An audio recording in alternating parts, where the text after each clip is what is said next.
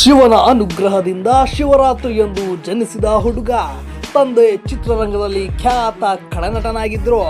ಮಗನಿಗೆ ಮಾತ್ರ ಚಿತ್ರರಂಗದಲ್ಲಿ ಯಾವುದೇ ಅವಕಾಶ ಇರಲಿಲ್ಲ. ಚಿತ್ರರಂಗಕ್ಕೆ ಬರುವುದಕ್ಕೆ ತಂದೆಯ ಆಕ್ಷೇಪಣೆ ಇದ್ರು.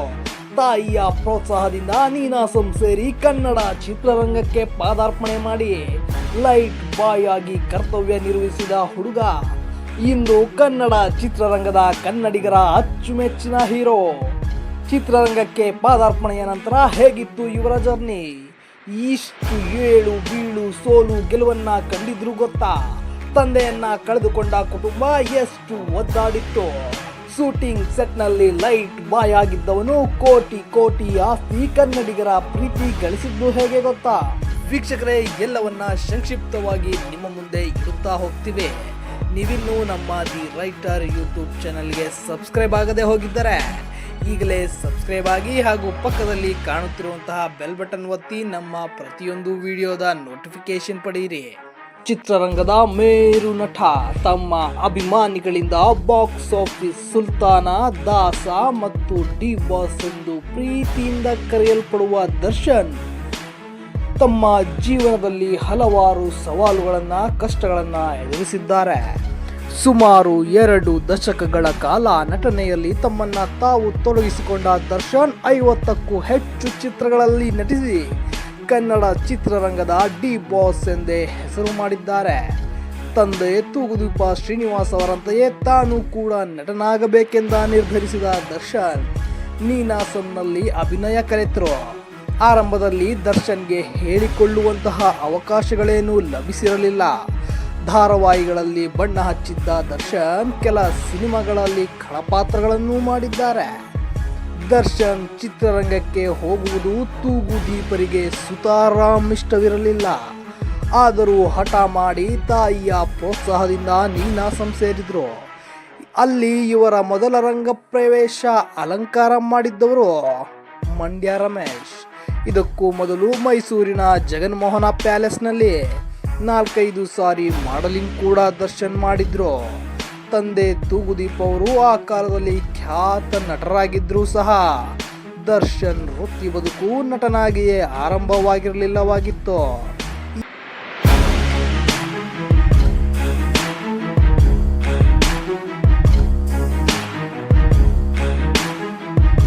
ಈ ಮೀನಾ ತೂಗುದೀಪ್ಗೆ ಆರ್ಥಿಕವಾಗಿ ಸಹಾಯವಾಗಲು ದರ್ಶನ್ ಹಾಲು ಮಾರಾಟದ ವ್ಯವಹಾರ ಮಾಡಿದ್ರು. ಈ ಮಧ್ಯೆ ದರ್ಶನ್ ಕುಟುಂಬದ ಪಾಲಿಗೆ ಬರ ಸಿಡಿಲಿನಂತೆ ಬಂದೆರಗಿದ್ದು ತಂದೆ ತೂಗುದೀಪ್ ಅವರ ನಿಧನ. ಈ ಸಂದರ್ಭದಲ್ಲಿ ತಾನು ಸಿನಿಮಾ ಜಗತ್ತಿನಲ್ಲಿ ದೊಡ್ಡ ಸಾಧನೆಯನ್ನ ಮಾಡಬೇಕು ಎಂದು ದರ್ಶನ್ ತಾಯಿಗೆ ತನ್ನ ಕನಸು ಬಿಚ್ಚಿಟ್ಟಿದ್ದರಂತೆ. ನೀನಾಸಂ ನಂತರ ಅಭಿನಯದ ಅವಕಾಶಗಳನ್ನ ಅರಸಿ ಬೆಂಗಳೂರಿಗೆ ಬಂದ ದರ್ಶನ್ಗೆ ಬಹುಬೇಗನೆ ನಿರಾಶೆಯಾಯಿತು. ಕೊನೆಗೆ ಲೈಟ್ ಬಾಯ್ ಆಗಿ ಸಿನಿ ಇಂಡಸ್ಟ್ರಿಯಲ್ಲಿ ಪಯಣ ಆರಂಭಿಸಿದ್ದ ದರ್ಶನ್ ಹಲವು ಅಪಮಾನಗಳನ್ನ ಎದುರಿಸಿ ಮುಂದುವರೆದ್ರು. ಇವರಿಗೆ ಇಲ್ಲಿ ಅಣಜಿ ನಾಗರಾಜರ ಪರಿಚಯವಾಯಿತು. ಅಣಜಿಯವರು ಖ್ಯಾತ ಸಿನಿಮ್ಯಾಟೋಗ್ರಾಫರ್. 1997ರಲ್ಲಿ ಎಸ್ ನಾರಾಯಣ್ ರವರು ತಮ್ಮ ಮಹಾಭಾರತ ಸಿನಿಮಾದಲ್ಲಿ ದರ್ಶನ್ಗೆ ಅವಕಾಶ ಕೊಟ್ಟರು. ನಂತರ ಡಿಟೆಕ್ಟಿವ್ ಚಂದ್ರಕಾಂತ್ ಎಂಬ ಸೀರಿಯಲ್ನಲ್ಲಿ ನಟಿಸಿದ್ರು. ಆದರೆ ದರ್ಶನ್ ರವರು ಹೆಚ್ಚಾಗಿ ಗುರುತಿಸಿಕೊಂಡಿದ್ದು ಎಸ್ ನಾರಾಯಣ್ ರವರ ಅಂಬಿಕಾ ಧಾರಾವಾಹಿಯಲ್ಲಿ ನಟಿಸಿದ ಮೇಲೆ. ಹಾಗೆಯೇ 3 ಕಾರ್ಟೂನ್ಗಳಲ್ಲಿ ಕೆಲವು ಪಾತ್ರಗಳಿಗೆ ಧ್ವನಿ ನೀಡಿ ಡಬ್ಬಿಂಗ್ ಆರ್ಟಿಸ್ಟ್ ಆಗಿ ಕೂಡ ಕೆಲಸ ಮಾಡಿದ್ದಾರೆ. ಒಟ್ಟಾರೆಯಾಗಿ ದರ್ಶನ್ 1 ತಮಿಳು ಮತ್ತು 5 ಕನ್ನಡ ಚಿತ್ರಗಳಲ್ಲಿ ಪೋಷಕ ಪಾತ್ರಗಳಲ್ಲಿ ನಟಿಸಿದ್ದಾರೆ. ಹಠಾತ್ ರಾತ್ರೋರಾತ್ರಿ ಸಡನ್ ಆಗಿ ಹೀರೋ ಆದವರು ಅಲ್ಲವೇ ಅಲ್ಲ, ಕಷ್ಟಪಟ್ಟು ಮೇಲೆ ಬಂದವರು. ಆರಂಭದ ದಿನಗಳನ್ನ ತುಂಬಾನೇ ನೆನಪಿಟ್ಟುಕೊಂಡಿರೋ ದರ್ಶನ್ ಸುಮಾರು ಹಿಂದೆ ಒಂದು ಸಂದರ್ಶನದಲ್ಲಿ ತಮ್ಮ ಹೆಸರಿನ ಅನುಭವ ಕೂಡ ಹಂಚಿಕೊಂಡಿದ್ದಾರೆ. ಅದ್ಯಾರೋ ನಿರ್ದೇಶಕರು ತಮ್ಮ ಕಚೇರಿಗೆ ಕರೆದು ಹೀರೋ ಮಾಡ್ತೀನಿ ಅಂತಲೂ ಹೇಳಿದ್ದಾರೆ. ಅದರ ಬೆನ್ನಲ್ಲಿಯೇ ಒಂದು ಸಲಹೆ ಕೂಡ ಕೊಟ್ಟಿದ್ದಾರೆ. ಅದ್ಯಾಕೋ ನಿಮ್ಮ ಹೆಸರು ಚೆನ್ನಾಗಿಯೇ ಇಲ್ಲ, ಇದನ್ನ ಬದಲಿಸಿ ಬಿಡೋಣ, ಒಂದೊಳ್ಳೆ ಹೆಸರಿಡೋಣ ಅಂತ ಹೇಳಿದ್ದಾರೆ. ಅದಕ್ಕೆ ದರ್ಶನ್ 10 ಸಾರಿ ಯೋಚನೆ ಮಾಡಿದ್ದಾರೆ. ದರ್ಶನ್ಗೆ ಅದ್ಯಾಕೋ ಈ ಡೈರೆಕ್ಟರ್ ಹೇಳ್ತಿರೋದು ಸರಿ ಕಂಡಿಲ್ಲ. ಇದೇ ರೀತಿ ಆದರೆ ಕಷ್ಟ ಆಗುತ್ತೆ.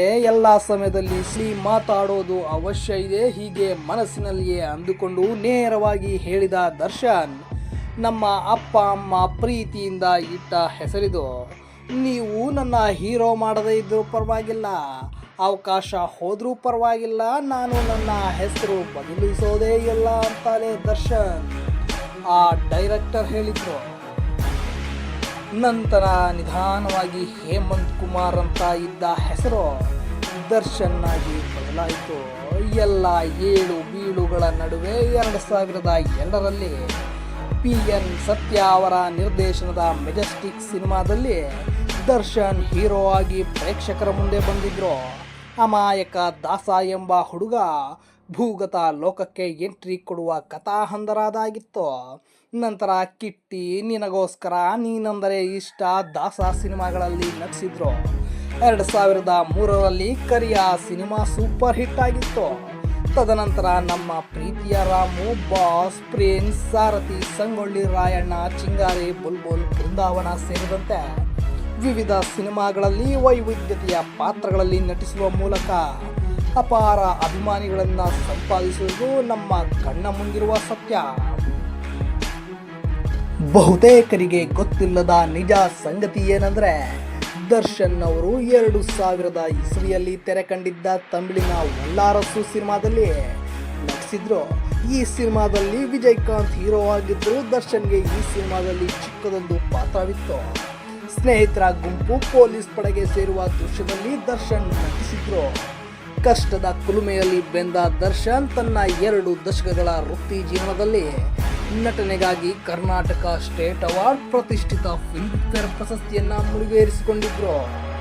ಚಿತ್ರರಂಗದ ಅನೇಕ ಯುವ ಕಲಾವಿದರು, ನಿರ್ದೇಶಕರು, ತಂತ್ರಜ್ಞರಿಗೆ ದರ್ಶನ್ ಪ್ರೋತ್ಸಾಹ ನೀಡುತ್ತಾರೆ. ಅವರ ಕೈಲಾದಷ್ಟು ಸಹಾಯ ಕೂಡ ಮಾಡ್ತಾರೆ. ಇಂದು ಚಿತ್ರರಂಗದ ಬಹುತೇಕರು ದರ್ಶನ್ ಅವರ ಬಗ್ಗೆ ಮೆಚ್ಚುಗೆಯ ಮಾತುಗಳನ್ನು ಆಡ್ತಾರೆ. ಡಿ ಬಾಸ್, ಚಾಲೆಂಜಿಂಗ್ ಸ್ಟಾರ್, ಅಭಿಮಾನಿಗಳ ಆರಾಧ್ಯ ದೈವ ಮುಂತಾದ ಹೆಸರುಗಳಿಂದ ದರ್ಶನ್ ಇಂದು ಅಭಿಮಾನಿಗಳಿಂದ ಕರೆಸಿಕೊಳ್ಳುತ್ತಿದ್ದಾರೆ. ಇಂದು ಇಷ್ಟು ದೊಡ್ಡ ಸ್ಟಾರ್ ನಟನಾಗಿ ಬೆಳೆದರೂ ಕೂಡ ದರ್ಶನ್ ಅವರು ಬೆಳೆದು ಬಂದ ಹಾದಿಯನ್ನ ಮರೆತಿಲ್ಲ. ಇವರ ಸರಳತೆ ಚಿತ್ರರಂಗದ ಬಹುತೇಕರಿಗೆ ಇಷ್ಟವಾಗ್ತದೆ. ಬಹಳಷ್ಟು ಕಲಾವಿದರು ಸಂದರ್ಶನದಲ್ಲಿ ಅಥವಾ ಪ್ರಶಸ್ತಿ ಸಮಾರಂಭಗಳಲ್ಲಿ ಯಾವುದೋ ಕಾರ್ಯಕ್ರಮದಲ್ಲಿಯೋ ದರ್ಶನ್ ಹೆಸರು ಪ್ರಸ್ತಾಪ ಆದರೆ ಅವರನ್ನು ಮನತುಂಬ ಹೊಗಳುವುದುಂಟು.